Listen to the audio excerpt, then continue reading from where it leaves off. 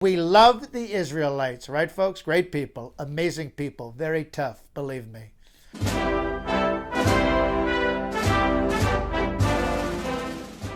My fellow Americans and people of the world, this is Donald Trump, and I want to wish you a happy Passover. Let us together recount the story of this special, unbelievable holiday.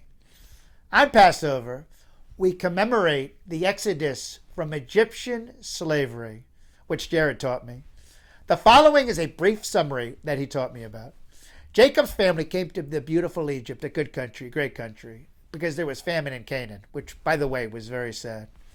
So Joseph, viceroy to the Pharaoh, settled his family in the land of Goshen, apart from the Egyptians, which, by the way, was a nice place. I mean, quite frankly, if I could, I would have built a Trump Tower there. But sadly, Joseph's contribution to Egyptian society was forgotten after his death. And the new Pharaoh, an insecure train wreck of a leader, felt threatened by the success of Israelites and enslaved them with cruel and bitter labor. Alerted to a prophecy that the Israelites would be led to freedom by a boy yet to be born, the dopey Pharaoh ordered all newborn Jewish boys cast into the Nile, an evil man, that I can tell you. Yocheved, a wonderful mother, was very smart. She set her newborn son adrift in the Nile in a little basket where he could be found. And believe it or not, he was, by the Pharaoh's daughter who adopted him. But years later, Moses came upon an Egyptian beating an Israelite, and outraged, Moses slew the Egyptian and fled Egypt for fear they would find out, which they probably would. So Moses took refuge in Midian with a great friend Jethro. He then marries Jethro's daughter, unbelievably, Zipporah, great lady. So one day while shepherding Jethro's sheep, Moses came upon a burning bush, which was not consumed, from which God instructed him to go back and lead the Israelites out of Egypt. Moses, joined by his older brother Aaron, went to Pharaoh and demanded the release of Israelites. Moses went to Pharaoh and said, God is not happy with the way you treat the Jewish people, kind of like how the fake news treats me. Horrible. He said, God wants you to let the Jewish people leave Egypt and go into the desert. Well, they will be free.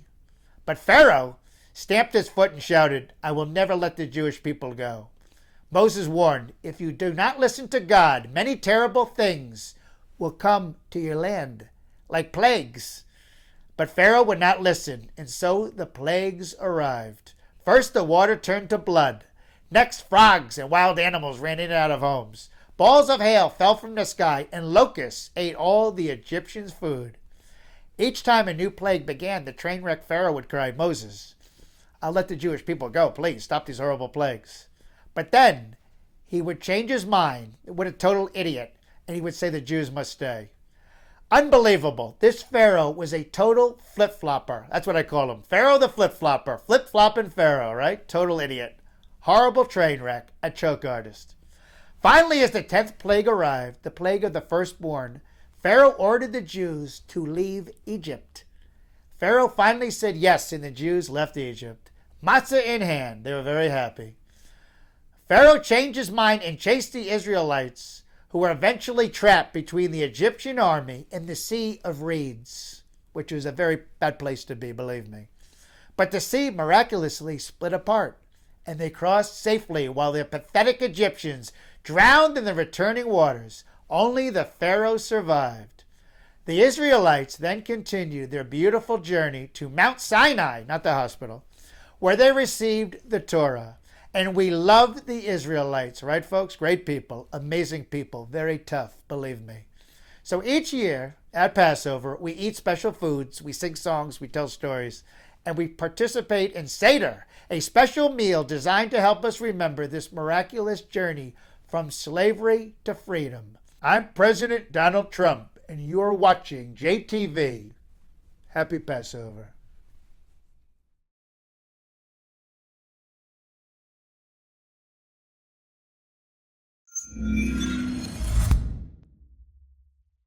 To stay up to date with JTV content, click subscribe here if you're on YouTube and hit the alarm bell.